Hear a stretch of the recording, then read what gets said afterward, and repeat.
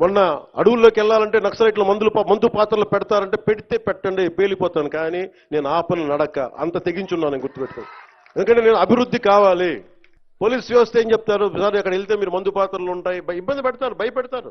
భయపడేవాడిని రాజకీయాల్లోకి రాకూడదు. మంచి చేయాలని వచ్చాను, నాకు భయం లేదు. నాకు అంటే ఇంత తెగించిన వాడిని ఆకు రౌడీలు కానీ చిల్లర వేషాలు వేసేవాళ్ళు కానీ నేను భయపడతాను. అందుకని చాలా జాగ్రత్తగా ఆలోచించి అందరూ దయచేసి మసలండి. ఎందుకంటే నేను తెగించానంటే మటుకు ఇంకెవరు తెగించరు, అంత పిచ్చగా తెగిస్తాను నేను. ఎందుకంటే నేను నిన్న ఎందుకు క్షమాపణ చెప్పాలి, ఎందుకు క్షమాపణ చెప్పాలి? నేను బాధ్యత అడిగాను, మీ ఓట్లు అడిగాను నేను. తిరుమల డైరెక్ట్ నాకు సంబంధం లేకపోవచ్చు, కానీ నేను దాంట్లో భాగస్వామ్యం ప్రభుత్వంలో. మీరు నారా చంద్రబాబు గారు గెలవకపోయినా, నేను గెలవకపోయినా, 164 మంది ఎమ్మెల్యేలు గెలవకపోయినా టీటీడీ బోర్డు ఎక్కడి నుంచి వస్తుంది? చైర్మన్ ఎలా నియమితం అవుతాడు? ఆయన ఈఓ ఎలా నియమితం అవుతారు? ఈఓ ఎలా నియమితులు అవుతారు? మేము గెలిస్తేనే మీరు, అది ఎక్కడి నుంచి వచ్చింది మా గెలుపు? మీరిస్తే. అందుకు మీకు నేను క్షమాపణలు చెప్పాను. నేను కోరుకునేది ఒకటే, ఎప్పుడో చెయ్యని తప్పుకి, జపాన్ లాంటి దేశంలో ప్రధానమంత్రి ఆయన పుట్టక ముందు జరిగిన తప్పుకి ఆయన పార్లమెంట్ లో క్షమాపణలు చెప్పారు. మనం నేర్చుకోవాల్సింది. వాళ్ళు చేయకపోయినా 3 తరాల ముందు తప్పు చేసినా క్షమాపణలు చెప్పారు. నేను ఈ రోజున అడుగుతుంది, టీటీడీ బోర్డు పాలక మండలి చైర్మన్ గారు కానీ, సభ్యులు కానీ, ఈఓ కానీ, ఏఈఓ కానీ, మీరు ప్రెస్ మీట్ పెట్టి క్షమాపణలు చెప్పండి. నేను క్షమాపణలు చెప్పినప్పుడు మీకు క్షమాపణలు చెప్పడానికి నామోషి ఏంటి? బాధ్యత తీసుకోండి, బాధ్యత తీసుకోవాలి. ఇది చాలా బాధ కలిగించేది. మాకు సంబంధం లేదంటే ఎట్లా? నా తప్పు కాదంటే రాజు 7 చేపలు కదలా, మరి ఎవరు చేస్తారు ఇది? నాకేం సరదా నాకు క్షమాపణలు చెప్పడం? నేను దోషిగా నిలబడాలా ఇలాంటి సంఘటనలో?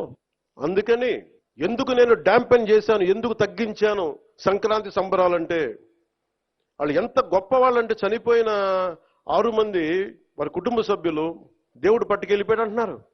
36 మంది గాయపడితే ప్రతి ఒక్కరిని పేరు పేరున పరామర్శిస్తే అందరూ కూడా నలిగిపోయి 100 మంది మీద పడిపోయారు. ఎంత ఉంటుంది ఒక ఆడపడుచు మీద పడిపోతే, పెద్ద ఆవిడ మీద పడిపోతే? తమిళనాడు నుంచి వచ్చారు. ఎలా ఉందమ్మా మీకంటే, కడవలు పాత్రికాంగయ్యా, కడవలు వెళ్ళి దేవుడు బయటికి తీసుకొచ్చాడు మమ్మల్ని అంటా ఉన్నాం. ఎంత పెద్ద మనసుతోటి సరిగ్గా చూసుకోలేదయ్యా మమ్మల్ని, కానీ ఏం చేస్తాం, మా కర్మ ఇలా కాలిందని. అది దేశం తాలూకు దౌర్భాగ్యం. ప్రజలు ఇంత బాధ్యత ఇప్పుడు కష్టం వచ్చినప్పుడు ఎంత అద్భుతంగా చెప్పారంటే నాకు కన్నీళ్ళు వచ్చినాయి. నాకు నిన్న కరిగిపోయాను నేను.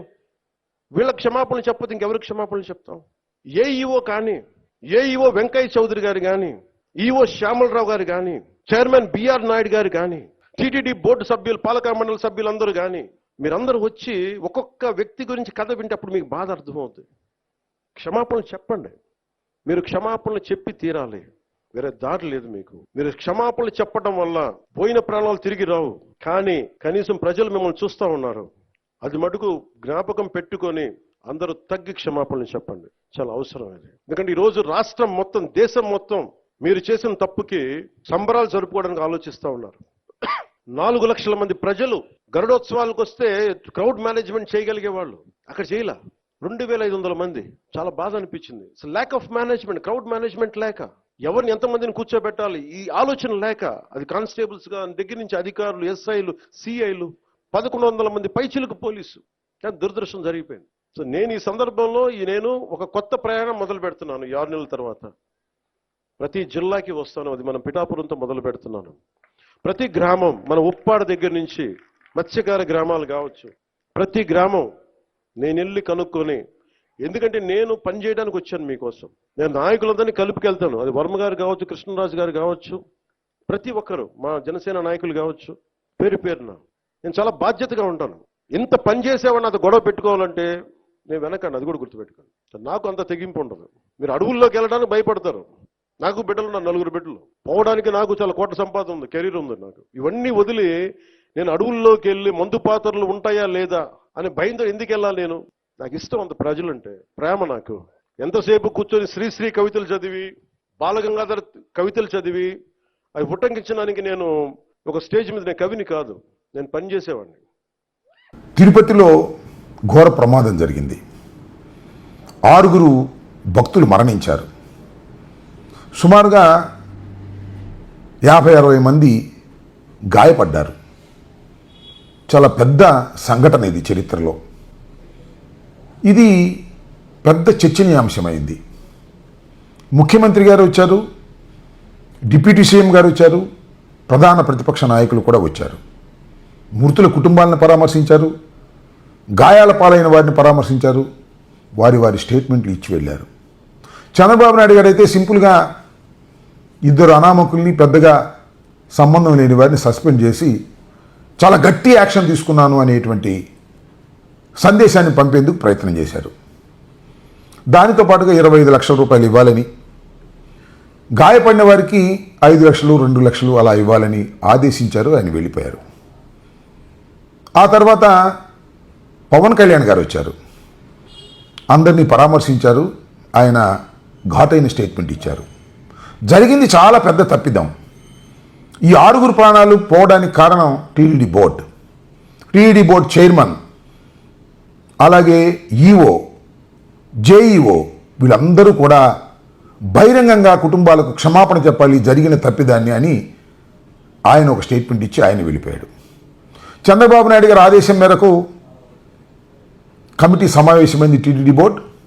చంద్రబాబు నాయుడు గారు చెప్పిన కార్యక్రమాలన్నీ కూడా దానిలో రిజల్యూషన్స్ పాస్ చేశారు. ఆ తర్వాత TTD board chairman BR Naidu గారిని విలేకరులు ప్రశ్నించారు. ఏమంటే డిప్యూటీ సీఎం గారు క్షమాపణ చెప్పమన్నారు కదా, చెప్తారా అని. చెబితే తప్పులేదు, కానీ క్షమాపణ చెబితే పోయిన ప్రాణాలు తిరిగి వస్తాయా?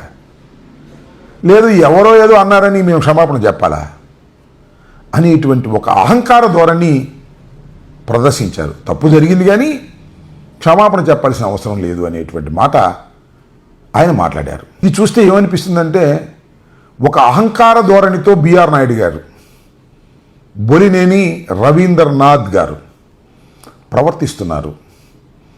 ఏదో డిప్యూటీ సీఎం చెప్తే మేము చెప్పాల్సిన అవసరం ఏంటి, చంద్రబాబు నాయుడు గారు చెప్తే మేము చెప్తాం కానీ అనేటువంటి ఒక అంతర్లీనమైనటువంటి భావాన్ని వ్యక్తం చేసే ప్రయత్నం చేశారు. దీన్ని ఎందుకు నేను మీకు చెప్పదలుచుకున్నానంటే, పవన్ కళ్యాణ్ గారు ఏమంటున్నారంటే, సనాతన ధర్మాన్ని కాపాడడానికి నేను కొత్తగా అవతారం ఎత్తాను అంటున్నారు. బిఆర్ నాయుడు గారు, చంద్రబాబు నాయుడు గారు ఏమంటున్నారంటే, సనాతన ధర్మాన్ని అడ్డం పెట్టుకుని దేశాన్ని దోచుకుందాం అనుకుంటున్నారు. That is the difference. మీరేమో కాపాడాలని అనుకుంటున్నామని మీరు చెప్తున్నారు, వాళ్ళేమో దోచుకుందాం అనేటువంటి మాట వాళ్ళు అంటున్నారు. మీ మాట వారు వినడం లేదు. వినుకోకుండా తన ధోరణిలో తాను వెళుతున్నారు. మీరు మళ్ళీ రియాక్ట్ అయ్యారు ఎక్కడో నేను చూశాను. నేనే క్షమాపణ చెప్తే వాళ్ళు చెప్పడానికి ఏంటి అభ్యంతరం అని మీరు అనుకుంటున్నారు. బిఆర్ నాయుడు గారు చంద్రబాబు నాయుడు గారు చెప్తే చెప్తారు తప్ప, మీరు డిప్యూటీ సీఎం అయినా, మీరు వాళ్ళు గెలవడానికి కారణమైనా వాళ్ళు మీరు చెప్తే చేయరనే విషయాన్ని మీరు గమనిస్తున్నారో గమనించట్లేదో నాకు తెలియదు. అయినా ఇది కూటమిలో అంతర్గతమైన వ్యవహారం అయినప్పటికీ కూడా ఉన్న వాస్తవాలను ప్రజల ముందుకు తీసుకురావాలనే ఉద్దేశంతోనే నేను ఈ విషయాలు మీ ముందుకు తీసుకొస్తున్నాను. దీన్ని ప్రజలు గమనించాలని మనవి చేస్తున్నాను. కొండ మీద ఉన్నటువంటి అహంకారం ఇంకా చాలా నష్టాలకు దారి తీస్తుందనే విషయాన్ని ఇక్కడ గుర్తుపెట్టుకోవాలని కూడా నేను చెప్పదలుచుకున్నాను.